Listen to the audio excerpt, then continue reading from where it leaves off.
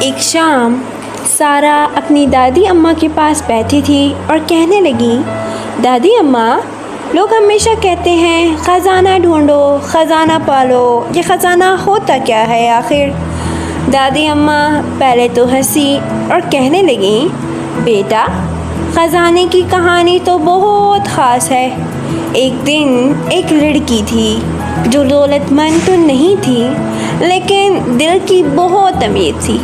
وہ ہر کسی کی مدد کرتی، کبھی کسی بچے کو پڑھاتی، کبھی کسی بیمار کی خدمت کرتی اور ہمیشہ سب کے ساتھ نرمی اور خلوص سے پیش آتی۔ سارہ بولی، پھر کیا ہوا دادی اماں؟ دادی اماں نے نرمی سے کہا، پھر ایک دن وہ بہت زیادہ بیمار ہو گئی۔ اس کے دروازے پر لوگ جمع ہونے لگے، کوئی دوا لے کر آیا، کوئی کھانا اور کوئی دعائیں۔ سب نے کہا، اس نے ہمیں اپنا وقت، محبت اور علم دیا ہے، آج ہم اس کے ساتھ ہیں۔ بیٹا، وہ سب دعائیں، وہ خلوص، وہ پیار، یہی اس کا اصل خزانہ تھا۔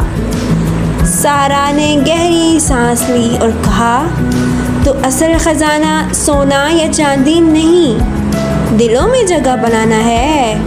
دادی اماں نے مسکرا کر سر ہلایا، بالکل بیٹی، محبت، علم اور نیکی، یہی وہ خزانہ ہے جو کبھی بھی ختم نہیں ہوتا۔